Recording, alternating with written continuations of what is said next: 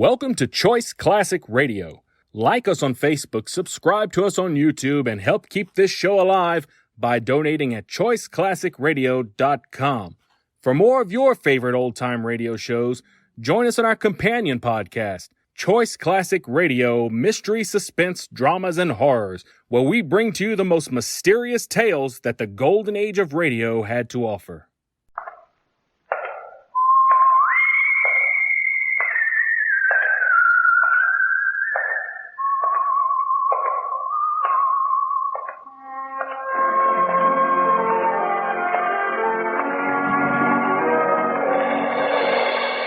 The Adventures of the Saint, starring Vincent Price.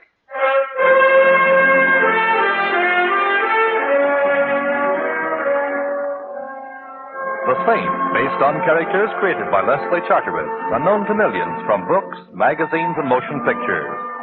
The Robin Hood of modern crime is now transcribed for radio, starring Hollywood's brilliant and talented actor Vincent Price as The Saint.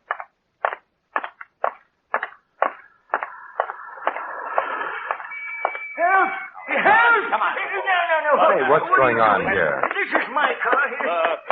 No, stop it. Hey, cut it out. What's the idea? Now let that man alone. Look, you keep out of this, buddy, or I'll... Well, it ain't the same. Euphonic, but slightly ungrammatical, Mac. Now, what's the disturbance? They drew up alongside of my car. Him and the other fella. They said, get out. We're taking your car. Why, Mac wouldn't do a thing like that, now would you, Mac? Nah, of course not. No man's nuts. What Mac would do if he coveted his neighbor's jalopy is plug him with a piece of lead pipe and drive off. Yeah, so good night. I get business. Now, wait, Mac. You could satisfy my curiosity a little. Why should you want to steal this gentleman's old automobile when you've got nicer, newer ones to choose from? Yes, ask him, mister. Ask him. Yeah, ask me, Saint. Go ahead. I'm going to satisfy a little curiosity of my own. I didn't think you had any, Mac. What shape does it take? I always wondered how you would look dead. Good night, all. Good night, Mac. Be seeing you? You let him go. Yes, he convinced me that I should for now. There's nothing like a 32 in the pocket of a known thug for winning an argument. Did you say there was another fellow with him? Yes. Run off when he heard you coming. It was the same fella tried to buy my car yesterday. Someone tried to buy this car? Oh, sure.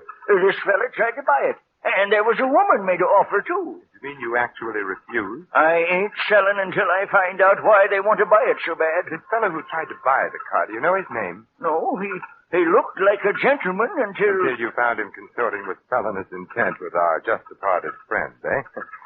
Tell me, was he well-dressed, an annoying little mustache placed just over the sneer he wears for a mount? Well, yes. Say, how did you... That's easy.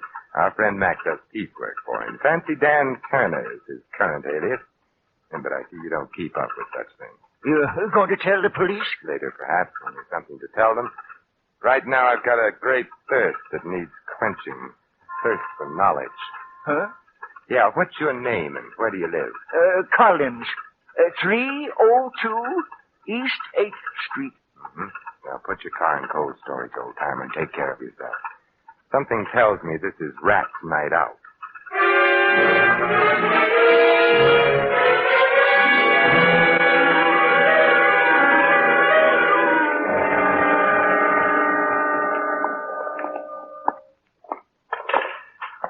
Hello, Smitty.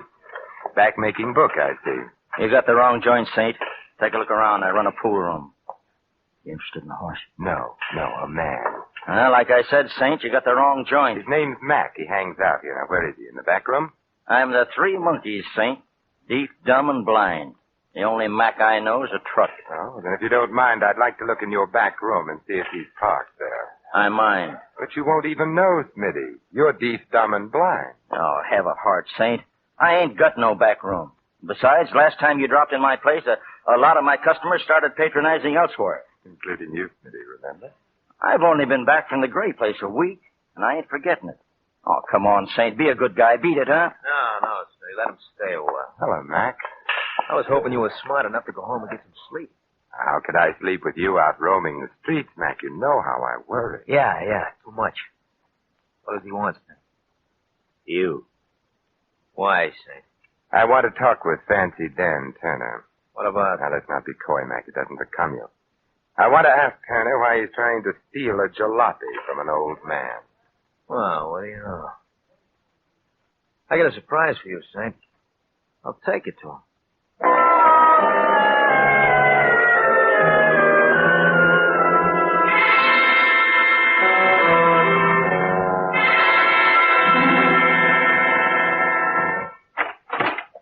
The boys say you're looking for me, Saint.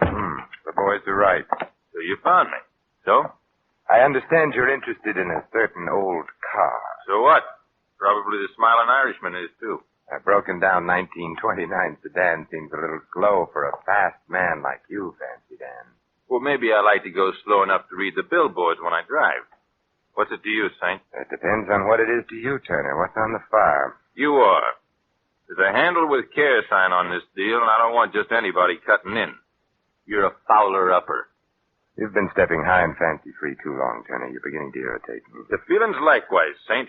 Only I got more than fingers in my fist and you haven't. Nice gun you're so bravely wearing, Turner. It must be a pretty big pot to change a small-time con artist like you into a fire-breathing gunman. Big potatoes, huh? Yeah, plenty big, Saint. So big I wouldn't hesitate to shoot at the slightest move. Am I clear? Couldn't be clearer if you were a day ordered by the Chamber of Commerce. Good. Oh, it ain't a palace, Saint. It's just the back room of a pool parlor, but please stay and be my guest. Okay. Well, for a little while anyway. Where are the boys? Out. They're wasting their time. Collins won't sell his old wreck. Some old men are stubborn. And Collins seems like a hard man to intimidate. Oh, that all depends on who's doing the intimidating, Saint. Now, Mac's a chowderhead, and Smitty's even worse, but put the two boys together, and you'll get a job of work done. Dan, I've adopted old man Collins as a friend. Ah, how big are you? Yes. You know how I feel about people who push other people around, Turner? Especially when the guy getting the shoving is a friend. If I had a glass of beer, I'd cry into it. Sit back and relax, Saint. The boys will be back with what they want after soon enough, and maybe then I'll let you go home. You mean they're coming back with the car? Well, maybe not the whole car. Sit back and relax. Hey, relax. Hey, what are you doing? Sitting back with my chair to the wall, Turner. You want me to relax, don't you? Yeah, Hey, let go of that cue stick. As my old grandmother used to say, Turner, there's nothing as relaxing as a game of pool. Particularly with a hoodlum's head as the cue ball.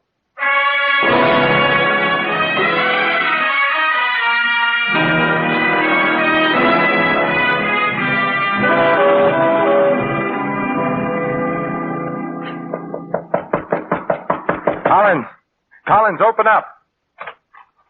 You wouldn't be from the police now, would you? No, I'm no more a policeman than you are, old man Collins. Come in and be welcome, then. Where's Collins? The old man, he's here. Where? Behind the sofa. But if you have a mind to look at him, make it a quick look. Dead? Very. How? Every way. Beaten, stabbed, and tortured. Maybe even shot for all I know. Yes, and for all I know, maybe you've got a gun with an empty chamber, for all I know. Bless me, no. Me business doesn't allow it. Just what sort of business are you in, Irish? The name's O'Brien. Ah. When a job is pulled and the police go after the boys who pull it, I make an end run and go after the swag. Or at least part of it. Oh, I see. What's the swag here? Collins' wallet? Not unless there's 400 grand in it. 400? Oh, no, I'm afraid you'll find the old man a few cents short. Who killed him? Not I. How do I know? You don't. You're right. What brought you here? Why, I'm here about the old car, of course. You want to buy it? Certainly, don't you? Say, maybe you're not being cute.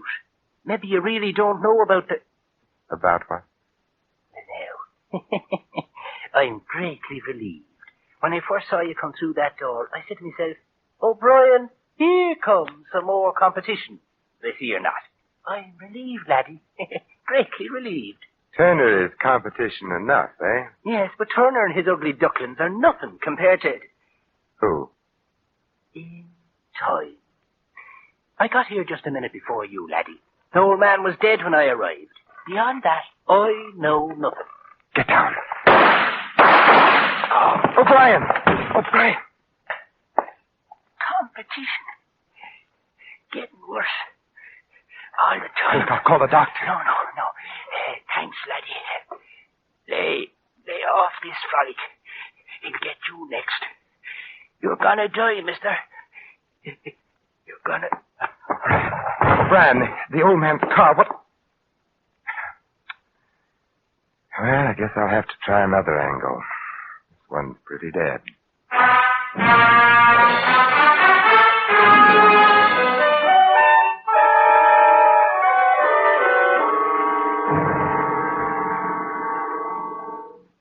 I awakened Mr. Ritchie as you requested, Mr. Templar. He'll be right down. Oh, thank you. I hope the fire isn't too serious, Well, sir. it's serious enough to awaken Mr. Ritchie. Oh, here he is now, sir. Well, which plant is the fire in? Who's responsible? How big is the damage? Oh, the fire isn't in any plant, Mr. Ritchie. What's that then? Then where? It's inside of me. I'm burning up, and I need your help. How dare you sneak your way in here 3 o'clock in the morning by telling me there's a fire?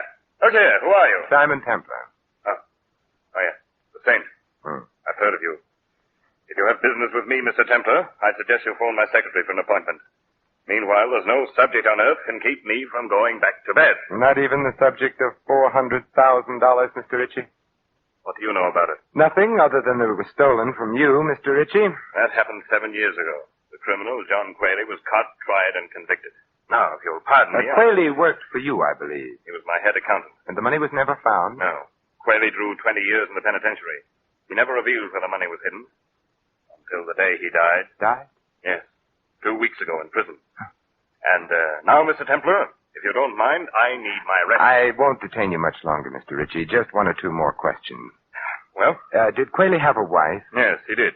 If he knew you were dying in prison, it's quite possible he made an attempt to get word to her, to tell her where the money was hidden. He may have made the attempt, but he couldn't possibly have succeeded. He was too closely watched. After all, $400,000 is a lot of money. A lot of money. Yes, you could almost buy a second-hand car with it. If I hadn't been fully covered by insurance, my firm would have gone under in the face of a loss that large. And now, Mr. Templar, if I might ask a question. Certainly. Why this sudden urgency? This 3 o'clock in the morning business? An old man was tortured to death. Then a fellow named O'Brien, who came calling on the old man, was shot to death. But before he was killed, O'Brien told me he was tracking down $400,000 that had been stolen. Oh, I see. Yeah, and some checking back over how many people have ever had that amount stolen from them. Led you to me. Yes.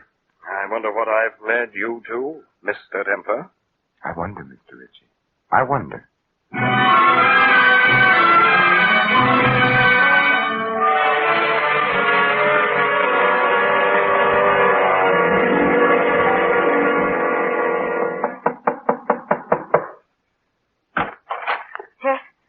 What is it? Mrs. Quayle? What do you want? Several things, Mrs. Quayle. Like what? A murderer. You've got the wrong apartment, mister. An old automobile. No sale. Anything else? Maybe you'll buy this, Mrs. Quayle. Collins was murdered a little while ago. Collins? Oh, the old man. Why? Someone wanted his car. Someone who evidently couldn't wait any longer for the newer model. So? So I saw Collins' car in your garage, Mrs. Quayle. Maybe you better come in after all that. Come in careful. Careful enough? Keep those hands high. I don't like you, mister. You're nailing together a frame and you're trying to put my picture into it. Collins sold me that car. When? Tonight. I could have bought a Cadillac for cheaper, mister, but I wasn't in any position to haggle. Yes, I know. What do you know? What I want to find out. I know that Collins' car is worth about $20, but if something else is worth in the neighborhood of $400,000. You know that's an awfully nice neighborhood. Nice and exclusive. Chiselers aren't invited to move in. I've been gathering that impression all evening. Well, what have we here? You name it. An acetylene torch, welder's mask, a few chisels, a hammer, steel wire. Either you've gone to work for Henry Kaiser, or the hand that customarily rocks the cradle is going in for rocking a safe. I had to go into a hardware store to make a phone call, and I just couldn't leave without buying a few things. How fortunate you didn't make your call in an establishment that sells steamrollers. I see you have a set of license plates. You see too much. From Collins Jalopy, aren't they? He's licensed. So that's how Quayle smuggled out his message. You're getting awfully close to a bullet in your head, mister. Give me those plates. Shh, there's someone at the door. Stay where you are. I'll see who it is. Better not take the license plates with you. Yes? Oh! Mrs. Quayle! Oh! Mrs. The devil! He got the plate? Yes, Yes, he got them. Don't let him. Oh, catch him there. Where? Where? Where Johnny worked. Shaft. Top. Before six. Before... Mrs. Quayle. Collins, O'Brien, and now I have 3 reasons for wanting to meet a certain party.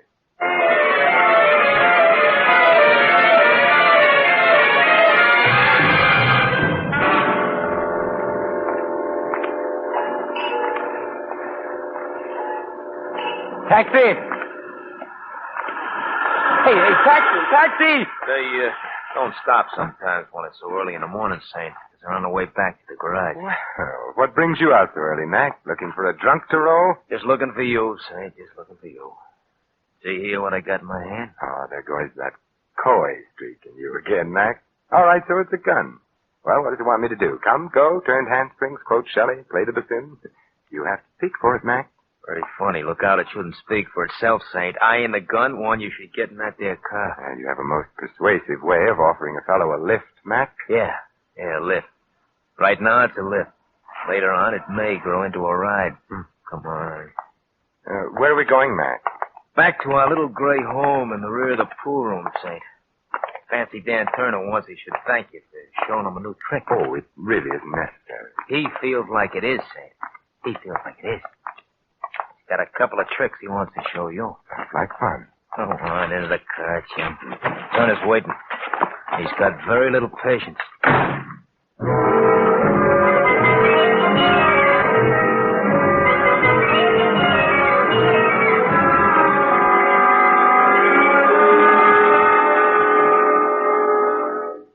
Nice to have you back with us, Saint. I missed you. From the looks of that bandage on your skull, Turner, I'll bet you wish I'd missed you. Not now, I don't, Saint. It's a nice feeling having you here, knowing that I owe you something. I pay my debt, Saint. I pay off. Yes, I know. O'Brien was paid off. So was Mrs. Quayle. Paid off with lead checks. They're dead? Oh, now save that innocent expression for the jury, Turner. You'll need everything you've got. Well, when were they killed, Saint? Okay, I'll stooge for you. They were killed an hour or 2 after I so abruptly left you before. Oh, well, I'll have to find another pigeon, Saint. My alibi's fat. How fat, Turner? City Hospital. Having Remember the Saint embroidered where a cue stick hit me. And Smitty and Mac were there, too, to see me through it. Hospitals have records, Saint. We're clean. We're clean. Huh. Then you've got a competitor you don't know about, Turner. Yeah, looks that way. For a job that was supposed to be as simple as this one, I got too many competitors. Wonder how come. Who fingered the job for you, Turner? Who told you Quayle got word out to his wife about where the money was? I got nothing for you, Saint. Smitty, wasn't it? Smitty just finished a stretch up the creek. My guess is he ran into Quayle. Maybe he shared a cell with him. No. But in the jail hospital they met. Smitty worked there. Quayle was dying off his nut.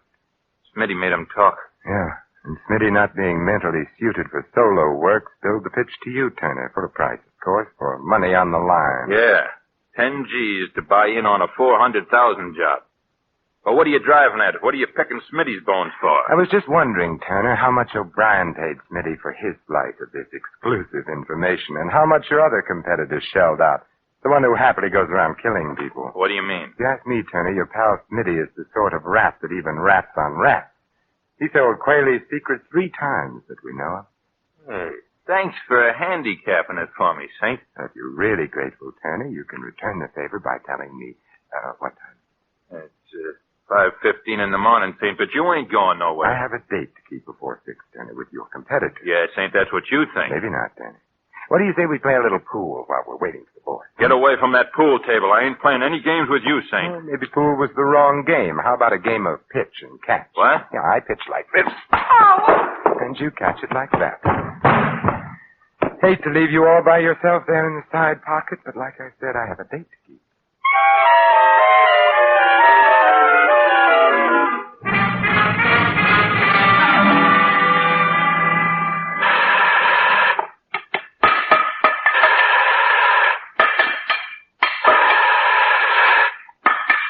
Well, Mr. Ritchie, get enough sleep despite my interruption? I wasn't really asleep when you called on me, Mr. Templar. I know, Mr. Ritchie. Your hair was a little too carefully combed for a man who's been suddenly awakened and told he's having a fire. You're very clever, Mr. Templar. But not clever enough to catch you before you committed 3 murders. Well, you're Smitty's silent partner. See what low company's gotten you into, Ritchie? Yes, I see.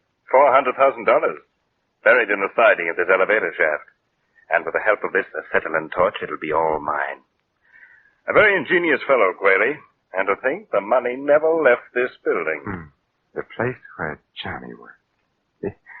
Yes, he was ingenious. It was very smart of him to use his prison job making automobile license plates as a means of smuggling out the information to his wife. How did he do it, Ritchie? Very simple, Templar.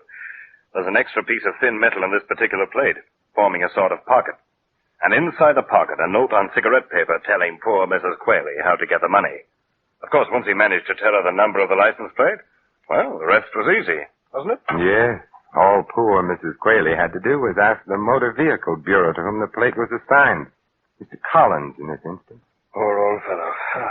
Mr. Templar, would you mind joining me here in the shop, please? Yes, right on top of the elevator. I'd like to keep an eye on you while I finish burning out this metal partition. You see, I've only until 6 o'clock when this elevator is switched on downstairs. Oh, well, Come, in the shop, please. Well, really, I have a gun, Mr. Templar. Oh, well, that makes it official, then. There we are. Careful, Mr. Templar. I wouldn't want anything to happen to you. Anything accidental, that is. You know, it's funny. I've known you such a short time, and I have exactly the same sentiments towards you. I've never been astride the top of an elevator before, Ritchie. And we're right near the top of the shaft. Yes.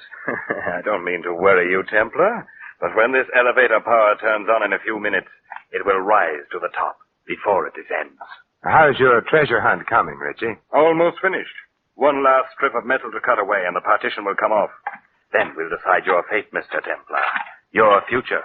Here goes. A last blow.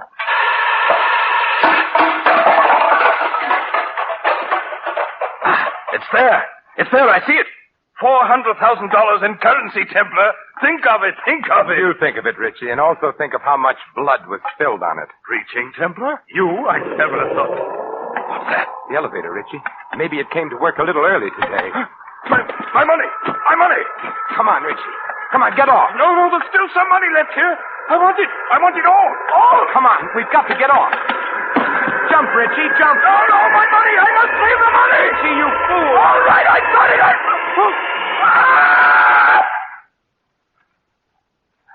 Yes, Ritchie. You saved your money, and you saved the state some money, too. I'm sure you didn't plan on saving the cost of your execution.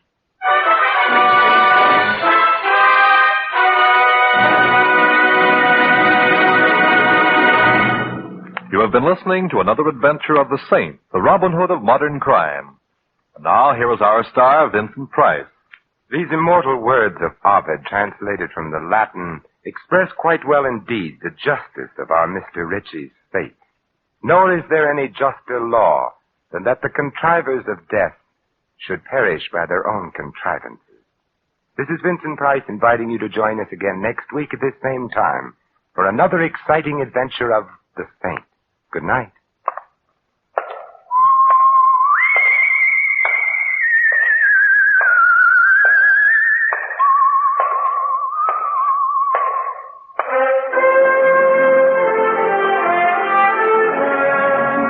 Tonight's script of The Saint was written by Michael Cramoy.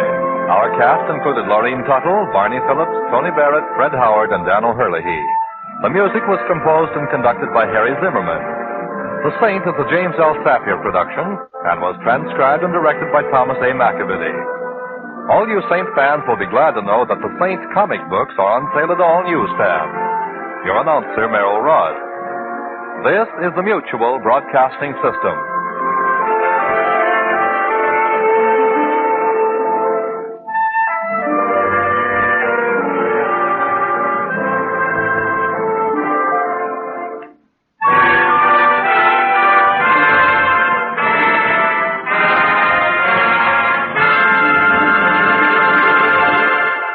That concludes today's episode.